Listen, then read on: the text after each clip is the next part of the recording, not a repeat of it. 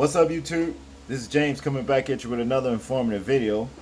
I hope everybody's doing well out there on this old Blue Monday. You understand? I can't believe how fast the weekends go by. It's incredible. I wish I had a way to just slow those 2 days down. You understand? I guess if I did, though, we'll never see Monday. Some people like the beginning of the work week. I can't stand it. It's just one of those deals. But that's the only time I perk up is towards the end of the work week. And I like to believe a lot of us, y'all out there, feel the same way I do.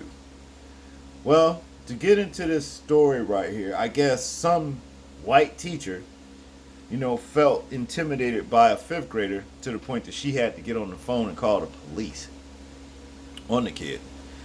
Whatever happened to the days to where if a kid was acting up in class, they would send him or her to the principal's office, and the principal's office would then call home to the child's parents, and then the parents take over from there.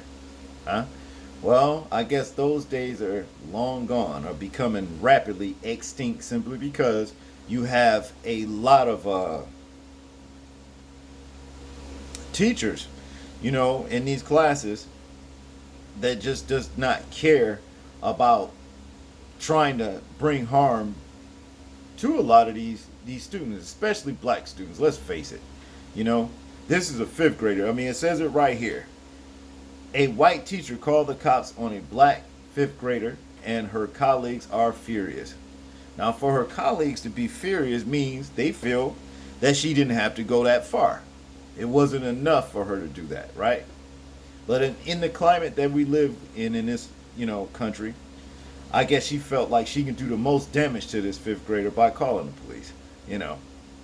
I think that's what her whole intentions were when she did it. Let's get into the story. Let's just see how bad it was that, promoted her to call the police. Maybe we'll be feeling just like the colleagues do. Seattle teachers are outraged and calling out one of their colleagues for racial bias after a white teacher called the police on a black student. In early May, a teacher at Van Asselt Elementary School in Seattle called the police. She told the dispatcher, who answered, that a fifth grader threatened to beat her up. The Seattle Times reports, the student is black, she said, between 10 and 11 years old, and inch shy of 5 feet tall. No weapons. The teacher, age 27, was white. Yeah, I feel just like her colleagues do. That was unnecessary. But I'm gonna say this, they better be calling the police on her ass and have her vetted, because the way these white teachers in her age group is going up in these schools molesting these children. What about that? You see what I'm saying? Check that out. They need to do more vetting, like to these teachers, like in her age range. I mean, the media is just chock full, with stories like women in her age group, men too, you understand, molesting children at school. You know what I mean? Now, I don't know. I think this is just some sort of picture that they're using. So I don't think this is the teacher that, that's in this story. But the newspaper reports the visit from the police cast a heavy mood over the school, which is 40% black. Teacher Megan Asakian said. A redacted copy of the police report was posted by the group for racial justice in Seattle schools. Ever wonder what the school to prison nexus looked like? The group asked. This is what the school to prison nexus looked like in Seattle public schools. This teacher wielded her white fragility and racial bias like a weapon with no accountability. Well, I tend to agree with them, This is bullshit. Those of us who understand that bias has the potential to be deadly also understand this teacher's whiteness put this young man's life in danger, the group argued. This must be addressed and the system must shift and be held accountable. The president of Seattle Council PTSA, Manuel Siles, Salee, also blasted the teacher's decision. This screams school to prison pipeline, Salee said. Jimmy Hung, who heads juvenile division of the King County's prosecutor office, explained how much things have changed with how schools rely on police.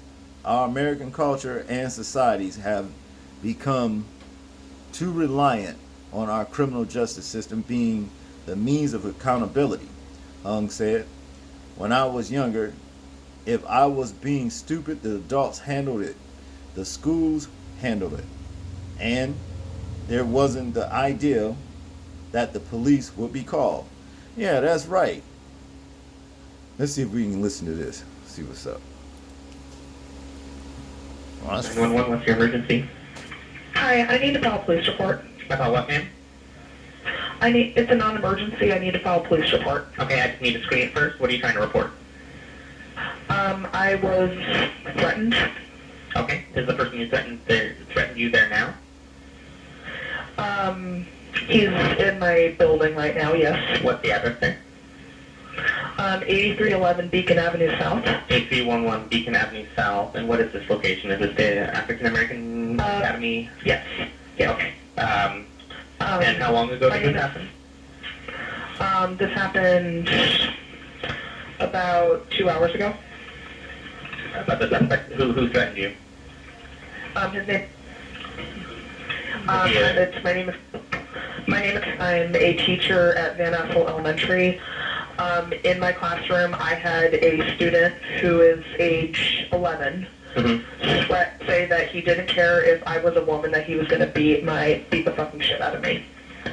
Okay. And he made an advance on me like he was planning to do that. Did he have any weapons or anything? No, he did not have a weapon. Where is he now? He is in our school office at the moment. Okay. And, yes. Okay, what's his name? Thank you. And his middle initial, if you know it? I'm not sure. Do you know his last name? Okay, do you know his date of birth? Date of birth? We don't know offhand. Okay, and you guys are under control of him in the office, is that correct? Yes. Okay. What race is he? And you said he's 11 years old? Yes. I believe he's either 10 or 11. Okay. 10 to 11. And what race is he and what is he wearing? Black, African American, dreadlocks, about 4'11", gray and white sweatshirt on currently, jeans and black sneakers. Blue jeans? Yes. Black sneakers, okay. Are you going to wait in the office as well, or where will you be for us to come speak with you? Or should we be staff? How long will it take? First? I don't know exactly how long it'll take. Should we just contact staff in the front office when we get there? How long do you think it will take? I don't know. We don't give out a time estimate. I see. Can I give you my home address? Are you leaving? Yeah, I'm... Okay. Do you live in the city of Seattle? Yes. Okay. How long until you get home? I'd say probably about 15 minutes. Okay. Is there a reason why you don't feel safe there at the school? Or are you just leaving for the day? I don't feel safe at the school. Okay. Okay, what's your home address?